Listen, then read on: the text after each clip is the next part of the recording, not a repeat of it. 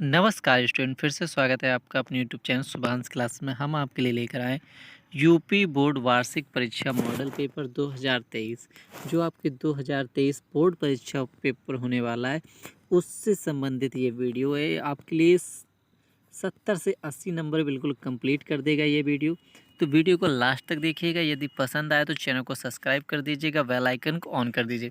पहली बात, हम इस वीडियो से यह सीखेंगे कि कितने क्वेश्चन आएंगे बोर्ड परीक्षा में और कितने नंबर तक के क्वेश्चन आएंगे। और जो इस बोर्ड परीक्षा में क्वेश्चन आएंगे वो सभी क्वेश्चन आपके इस मॉडल पेपर में मिलेंगे विथ सोल्यूशन के साथ। सभी क्वेश्चनों का हल मिलेगा, तो वीडियो को लास्ट तक देखना है। तो पहले 15 मिनट हमें प्रश्न पत्र पढ़ने के लिए होंगे। खंड का है रानी केतकी की कहानी के लेखक कौन है? इंसाल्लाह खां, सदा सुखलाल, लल्लू लाल, सदर मिश्र। तो राइट आंसर क्या हो जाएगा? इंसाल्लाह खां। क्वेश्चन नंबर दूसरा है, बहुत ही महत्वपूर्ण क्वेश्चन है, लगभग हर साल पूछा जाता है। आवारा मसीहा नामक जीवनी विधा के लेखक है। कभी कभी ये पूछ लिया जाता है आवारा मसीहा किस विधा की रचना है। तो किस विधा की रचना है ये एक जीवनी है। तो आपके इस क्वेश्चन से दो क्वेश्चन बन रहे हैं, आपको दोनों याद रखने हैं। आवारा मसीहा किस विधा की रचना है? यह एक जीवनी है। इसके लेखक कौन है? इसके लेखक है विष्णु प्रभाकर। तो कौन है इसके लेखक? विष्णु प्रभाकर। हिंदी एकांकी का जनक माना जाता है। हिंदी एकांकी का जनक किसे कहते हैं या हिंदी एकांकी का जनक किसे माना जाता है? तो इसका राइट आंसर क्या हो जाएगा? ऑप्शन दिए गए उपेंद्र नाथ अश्क, मुंशी प्रेमचंद, मोहन राकेश, डॉक्टर राम कुमार वर्मा। तो किसे माना जाता है? डॉक्टर राम कुमार वर्मा जी को माना जाता है। स्कंदगुप्त नाटक के लेखक है। तो यह क्वेश्चन भी आपसे दो प्रकार से पूछ सकता है। स्कंदगुप्त किस विधा की रचना है? तो यह एक क्या है? एक नाटक है।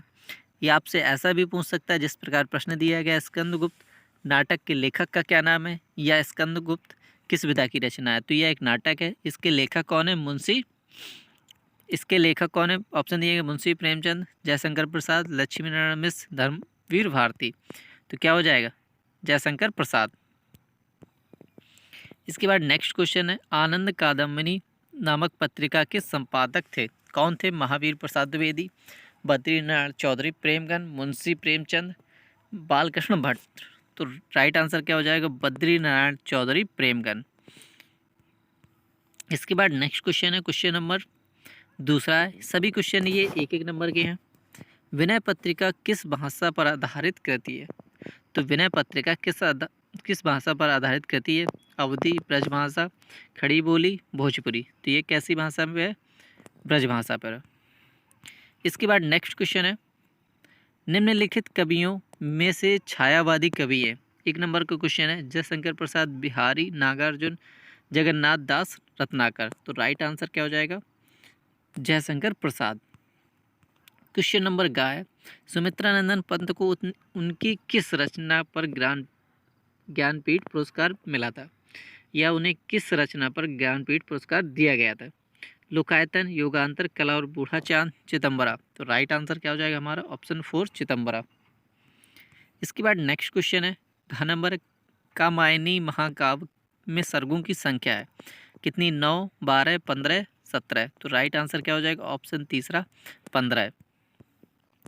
छायावाद के प्रवर्तक माने जाते हैं सुमित्रानंदन पन्त, जयशंकर प्रसाद, सूर्यकांत त्रिपाठी निराला, रामदास सिंह दिनकर। तो राइट आंसर क्या हो जाएगा? जयशंकर प्रसाद। इसके बाद नेक्स्ट क्वेश्चन है, दिए गए गद्यांश पर आधारित निम्नलिखित प्रश्नों के उत्तर दीजिए। ये गद्यांश है, इसके पढ़ने के बाद इसके निम्नलिखित क्वेश्चन है। मुझे मानव जाति की दुर्दम निर्मम धारा के हजारों वर्ष का रूप साफ दिखाई दे रहा है। इसके बाद इसके क्वेश्चन है, पाठ का शीर्षक और लेखक का नाम, रेखांकित अंश की व्याख्या, मानव मनुष्य की जीवनी शक्ति कैसी है, आज हमारे सामने समाज का स्वरूप कैसा है, लेखक ने मनुष्य की जिजीविषा को किस रूप में प्रस्तुत किया। तो इसके पहले क्वेश्चन का राइट आंसर हो जाएगा प्रस्तुत। गद्यावतरण हमारी पाठ्य पुस्तक गद्य गरिमा संकलित तथा हिंदी के सुविख्यात निबंधकार आचार्य हजारी प्रसाद द्विवेदी द्वारा लिखित अशोक के फूल नामक ललित निबंध से अवतरित है। या इसको इस प्रकार भी लिख सकते हैं, पाठ का नाम अशोक के फूल, लेखक का नाम आचार्य हजारी प्रसाद द्विवेदी। रेखांकित अंश की व्याख्या, आचार्य हजारी प्रसाद द्विवेदी जी कह रहे हैं कि मानव जाति के विकास के हजारों वर्षों के इतिहास में मनन और चिंतन के परिणाम स्वरूप उन्होंने जो अनुभव किया है वह यह है कि मनुष्य में जो जिज्ञासा है वह अत्यधिक निर्मम और मोह माया के बंधनों से रहित है।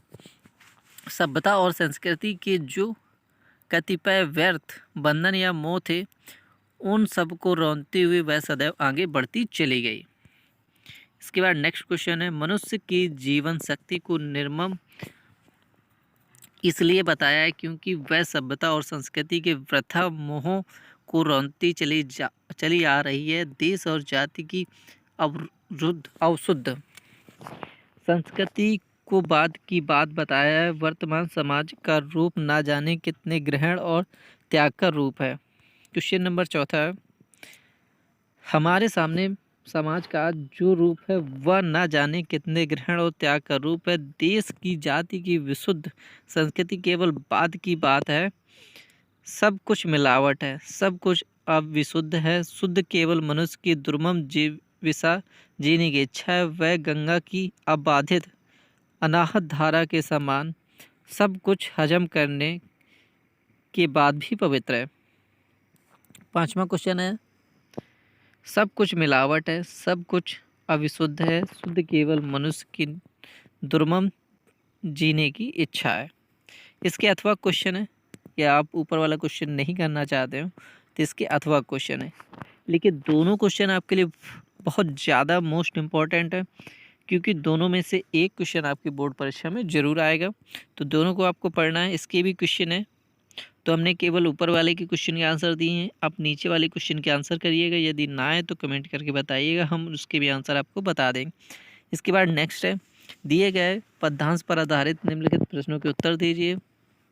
10 नंबर का क्वेश्चन है, 5-5 नंबर के 2 क्वेश्चन है। सुख भोग खोजते आते सब आए, तुम खोजते सत्य की खोज। तो इसके क्वेश्चन है, उपरोक्त पद्यांश में शीर्षक और कवि का नाम, रेखांकित अंश की व्याख्या, अधिकांश मनुष्य संसार में आकार किसकी खोज में लग जाते हैं, गांधी जी का भौतिकवादी मनुष्य पर क्या प्रभाव पड़ा, तुम आत्मा के मन में मनोज। इस पंक्ति से कौन सा अलंकार है? तो पहले क्वेश्चन का यह पद्यांश की श्री सुमित्रानंदन पंत द्वारा रचित बापू के प्रति शीर्षक कविता से उद्धृत है। यह कविता हमारी पाठ्य पुस्तक काव्यांजलि से संकलित है। या अथवा में से लिख सकते हैं, शीर्षक का नाम बापू के प्रति, कवि का नाम सुमित्रानंदन पंत, रेखांकित अंश की व्याख्या। वह पुस्तक की कीचड़ से उत्पन्न कमलवत था, तुमने उसे मानवता रूपी निर्मम जल वाले सरोवर से उत्पन्न कमल बना दिया। अर्थात तुमने भौतिकवादी मनुष्य को आध्यात्मिकवादी बना दिया। क्वेश्चन नंबर, अधिकांश मनुष्य संसार में सुख की खोज में लग जाते हैं। चौथा क्वेश्चन का, गांधी जी ने भौतिकवादी मनुष्य को आध्यात्मिकवादी बना दिया, अर्थात लोगों को मानवीय गुणों के आधार पर जीना सिखा दिया। अलंकार, रूपक अलंकार। इसके अथवा क्वेश्चन है, या आप ये क्वेश्चन कर सकते हैं और इसके क्वेश्चन दिए गए इन क्वेश्चनों कर सकते हैं। इसके बाद नेक्स्ट क्वेश्चन है, क्वेश्चन नंबर आपका 5वां है। 5 नंबर का क्वेश्चन है, निम्नलिखित किसी एक लेखक का साहित्यिक परिचय देते हुए उनकी प्रमुख रचनाओं को उल्लेख कीजिए। वासुदेव शरण अग्रवाल, आचार्य हजारी प्रसाद द्विवेदी, डॉक्टर APJ अब्दुल कलाम। तो हमने किया है आचार्य हजारी प्रसाद द्विवेदी जी का परिचय, तो ये देख लीजिए आप, जीवन परिचय। इसके बाद रचनाएं हैं, निबंध, आलोचना, इतिहास, उपन्यास, संपादक, अनुदित रचनाएं। इसके बाद खा नंबर है, ये भी 5 नंबर का क्वेश्चन, निम्नलिखित किसी एक कवि का साहित्यिक परिचय देते हुए उनकी कृतियों का उल्लेख करना है। मैथिली शरण गुप्त, जयशंकर प्रसाद, सुमित्रानंदन पंत। तो हमने किया जयशंकर प्रसाद का, तो किसका किया है हमने? जयशंकर प्रसाद जी का जीवन परिचय दिया गया है, तो इसे भी पढ़ लीजिए। इनकी रचनाएं हैं,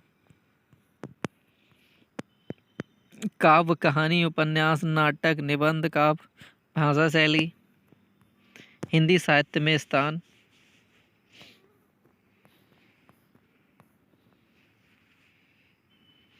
इसके बाद क्वेश्चन नंबर 6वां है, ध्रुव यात्रा अथवा बहादुर कहानी के उद्देश्य पर प्रकाश डाले। 80 शब्दों में लिखना है। पंचलाइट लिखा हमने। फरीसरो रेणु जी की हिंदी जगत के सुप्रसिद्ध आंचलिक कथाकार हैं, अनेक जन आंदोलनों में वो निकट से जुड़े रहे हैं। तो इनकी पूरी कहानी का उद्देश्य सारांश है 80 शब्दों में। क्वेश्चन नंबर नेक्स्ट है 7वां, स्वपठित खंड काव्य के आधार पर किसी एक खंड का एक प्रश्न का उत्तर दीजिए। तो ये सारे खंड आपको अपने अपने ज़िले के अनुसार लेने हैं, क्योंकि हर ज़िले में हर प्रकार का खंड पढ़ाया जाता है। यदि आपके ज़िले में जिस प्रकार का खंड पढ़ाया जाता है उस खंड का आप आंसर लिख लीजिएगा। तो हमने इस क्वेश्चन को छोड़ दिया है आपके अनुसार, क्योंकि आपको ये लिखित आता है और इसको जो भी आपके ज़िले में पढ़ाया जाता है वही आपको करना है। इसके बाद नेक्स्ट है खंड खा, दिए गए संस्कृत गद्यांशों में से किसी एक का ससंदर्भ सहित हिंदी में अनुवाद करना है। 7 नंबर का क्वेश्चन है, संस्कृत साहित्य आदि कवि वाल्मीकि। उत्तर इसका संदर्भ प्रस्तुत गद्यांश हमारी पाठ पुस्तक संस्कृत दिग्दर्शिका के संस्कृत भाषायां महत्तम नामक पाठ से उद्धृत है। हिंदी अनुवाद, आज भी संस्कृत साहित्य के आदि कवि वाल्मीकि, महर्षि व्यास, कवि कुलगुरु कालिदास तथा भास भारवी भवभूति आदि अन्य महाकवि अपने ग्रंथ रचनों के कारण पाठकों के हृदय में विराज रहते हैं। हमारे लिए यह भाषा माता के सदस्य सम्माननीय तथा वंदनीय है, क्योंकि संस्कृत के द्वारा ही भारत माता की स्वतंत्रता, प्रतिष्ठा, अखंडता, सांस्कृतिक एकता सुरक्षित रह सकती है। यह संस्कृत भाषा समस्त भाषाओं में सबसे प्राचीन एवं श्रेष्ठ है। अतः ठीक ही कहा गया है कि देव भाषा संस्कृत सभी भाषाओं में प्रधान, मधुर और दिव्य है।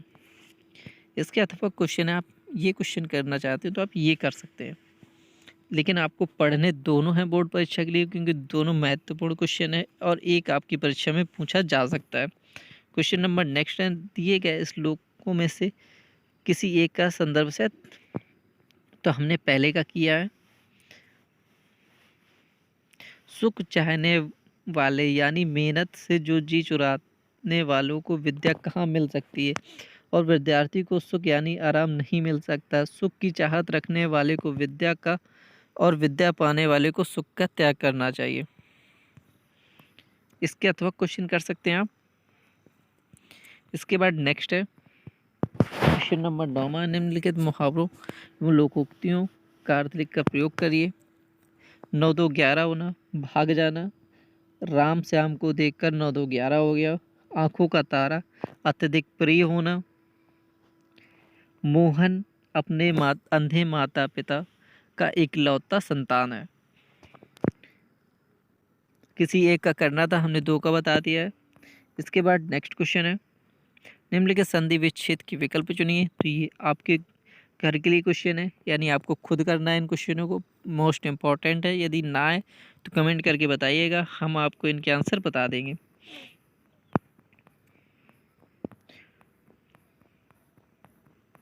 सारे क्वेश्चन बहुत ही महत्वपूर्ण है, तो सभी क्वेश्चनों को पढ़ना है। यदि जो भी क्वेश्चन ना आए आंसर, तो वो कमेंट करके ज़रूर बताना है। यदि आपको कुछ, इसके बाद क्वेश्चन नंबर 12 है, हास्य अथवा शांत रस के स्थायी भावों के साथ उनकी परिभाषा दीजिए। उत्प्रेक्षा अलंकार, जब उपमान में भिन्नता जानते हुए भी उपमेय में उपमान संभावना व्यक्त की जाती है तब उत्प्रेक्षा अलंकार होता है। इनमें प्रायः मनु मानो, जनु जानो ये शब्द मिलते हैं, तो इसका अथवा का दिया गया है। इसके बाद 6 नंबर का क्वेश्चन है आपका, 13वां क्वेश्चन है, अपने मोहल्ले में साफ सफाई करवाने हेतु नगर पालिका अध्यक्ष को शिकायत पत्र कैसे लिखेंगे। तो ये दिया गया है, तो ये देख लीजिए, आपके लिए बहुत ही ज़्यादा महत्वपूर्ण क्वेश्चन है। और इसके बाद निबंध है आपके, 9 नंबर का निबंध आएगा आपका। तो सभी टॉपिक मोस्ट इम्पॉर्टेंट है, हमने प्रदूषण पर दिया है क्योंकि बहुत ही ज़्यादा महत्वपूर्ण है। सरकार और पूरी दुनिया प्रदूषण को नियंत्रित करने के लिए ठोस कदम उठा रही है, इसलिए पर्यावरण प्रदूषण समस्या और समाधान बहुत ज़्यादा महत्वपूर्ण है।